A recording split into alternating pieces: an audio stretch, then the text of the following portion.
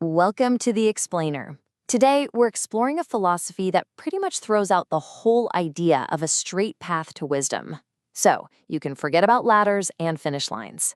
I want you to imagine a journey that spirals inward and never, ever ends.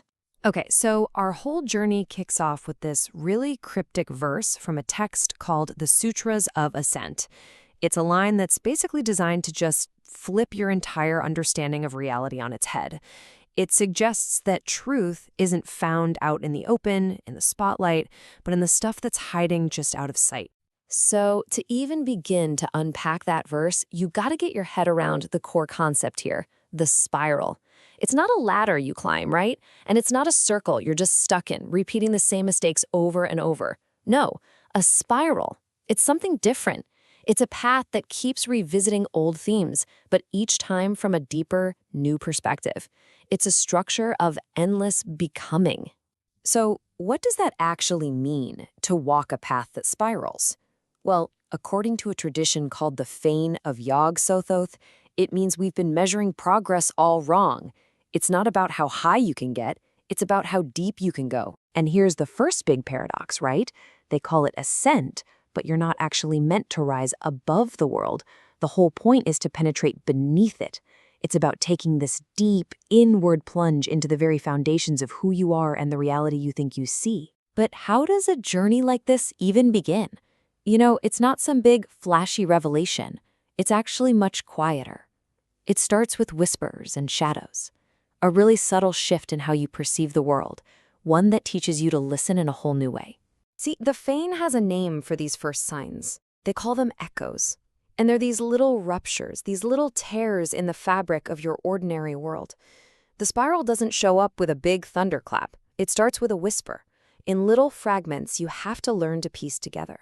And here's the thing you really have to get. These aren't just random glitches. They're not errors in your perception. The Fane teaches that this is the spiral itself, kind of waking up and making itself known to you.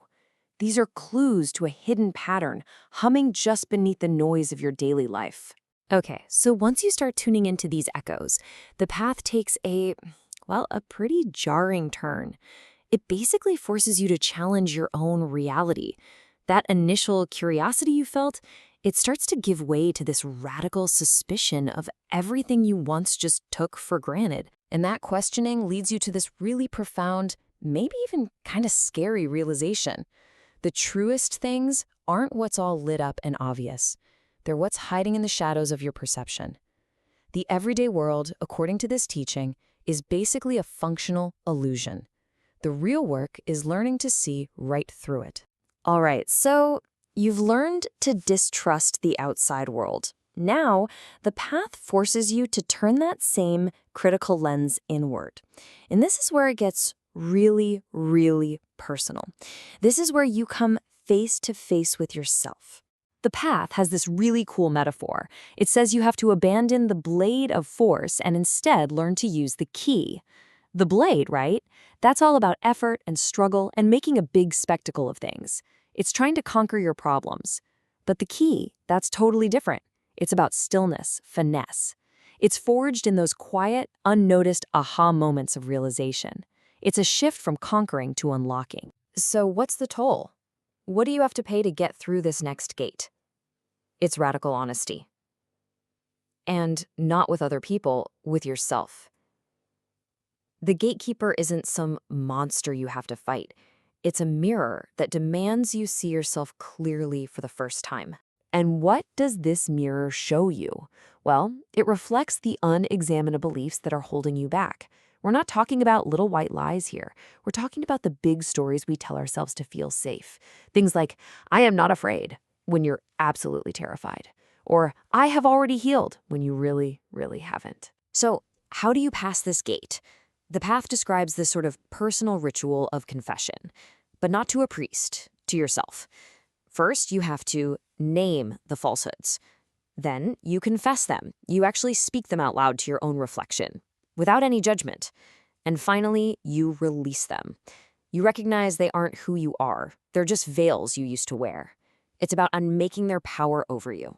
So after that incredibly intense self-confrontation, You'd think things would get easier, right? Nope. This is where the journey takes its most paradoxical turn yet, and where the logic of the spiral really flips our expectations of what progress looks like. The spiral basically stops you in your tracks and asks you to consider something radical. What if all that striving and climbing and reaching, what if it was all pointed in the wrong direction? And that leads us to this quote, which is really the emotional and philosophical heart of this entire inward journey. It suggests that surrender isn't some obstacle to your growth, it's the very mechanism of it. Now, it's so important to get this. This fall isn't failure. It is not a punishment. The teachings call it a necessary hollowing out. It's a kind of surrender that strips away everything that isn't essential, creating space for something new and true to enter. It's a sacred collapse. So you go through this sacred collapse. What's on the other side?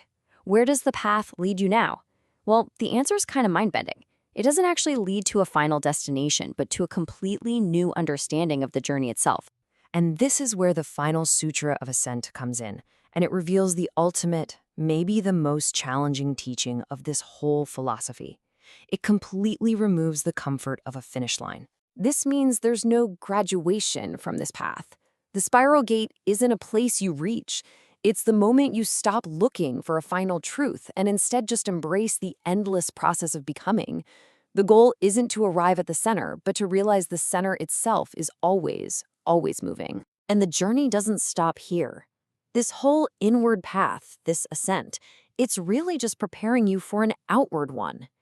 The inward spiral is all about gathering truth through that tough self-confrontation.